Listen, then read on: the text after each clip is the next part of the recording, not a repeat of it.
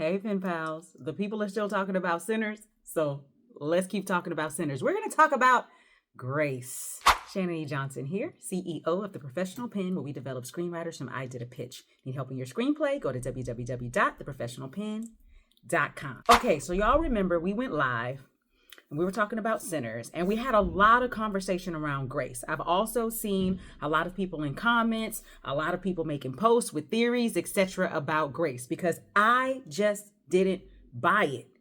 I still don't buy it. I don't buy that she was so concerned that these vampires were going to take her child that she decided to throw everybody under the bus.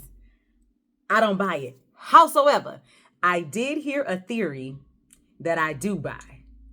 Let's take a listen. It was the part in the movie where the Asian woman or Chinese woman, she's like right after Stack, I believe it is. He gets turned? Yeah. He like dead in the other room, whatever. Everyone's like freaking out because they're like, what the fuck's going on? Bro's like, yeah, y'all gotta go home. The Asian woman, she goes like, let's go. And the dude she's with, she's like, what do you mean? He's like, yeah, no, we're here to help them with the party, not with this. And I was like, damn, that went over so many. It went over. The thing that part represented speaks to like what we talk so much about, how there's obviously intertwining between Asian and Black culture in like the United States. Asian people in our communities that own like beauty supply stores or that have like restaurants or whatever, which is like helping in the sense that like you're providing resources to like this community.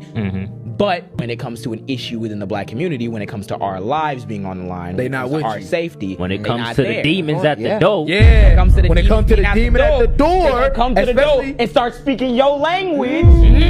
Affirmative about it. You know, that part of the show is so genius. It's when the vampires or the white people come to the door and the dude starts speaking Mandarin, saying, "Oh, it's better over here. You don't gotta be with like the Black people, or whatever." X, Y, Z. What is that? That is the white man like sweet talking the Asian people, which is exactly what the fuck happened during the affirmative action shit. They literally took Asian people, weaponized and said, "Damn, y'all not getting into these schools. That's why we got to get diversity programs the fuck out of here." They will convince you that you're not suffering from the same like discrimination, the same racist ass views they have about you by speaking your language, by talking you up, by making you feel confident. So one of the comments on that post is the real reason why I decided to post this, and I'm gonna put it up so you guys can take a read yourselves. But basically, it was saying how as soon as she knew that something was going on with Stack, she was ready to go. Right? So she asked her husband, she told her husband, this is not our fight, let's get out of here. But as soon as it was her husband who turned and it was her child who needed saving, she was willing to make everybody else fight with her without their permission.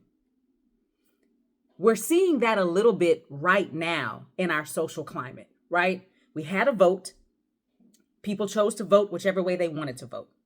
Now that things are not going the way that some people thought that they would, they're looking for everybody else to join their fight.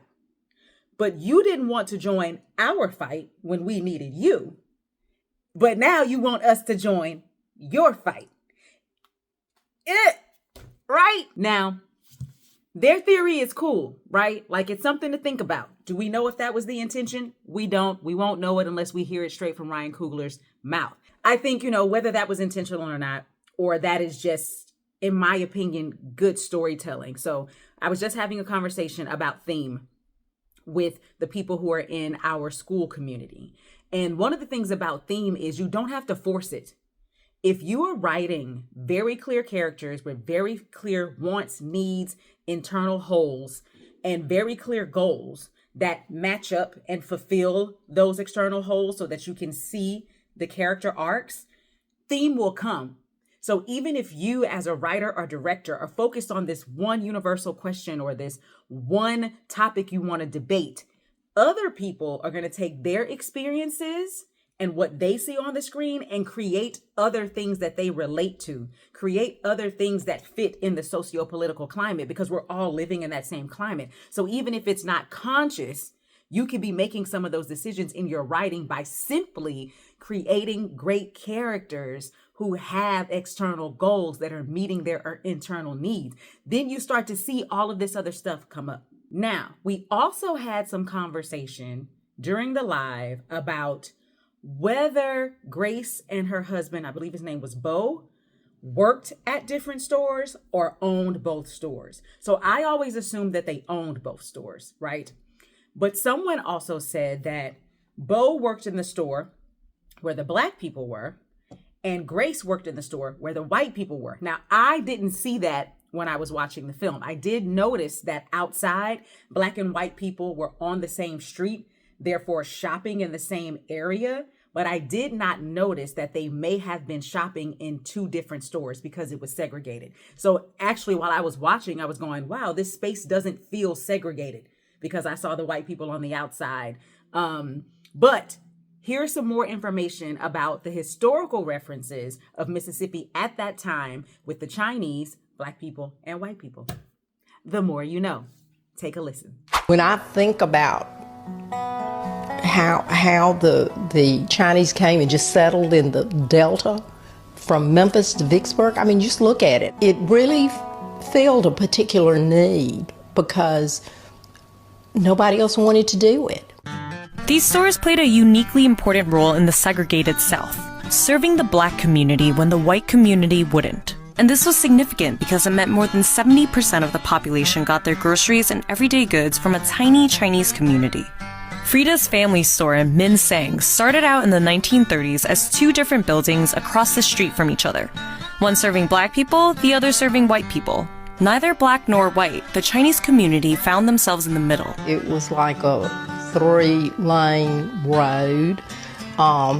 There were the whites and the Blacks and the Chinese.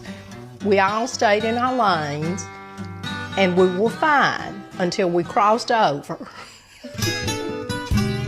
The Chinese grocers depended on the Black community for business and also served them in very practical ways. What do you guys think? Now that you have this extra context and understand that it's just a theory, it's some people, again, taking their understanding, their research, their beliefs, their experiences, looking at a well-done film and trying to make sense of the decisions that the characters made.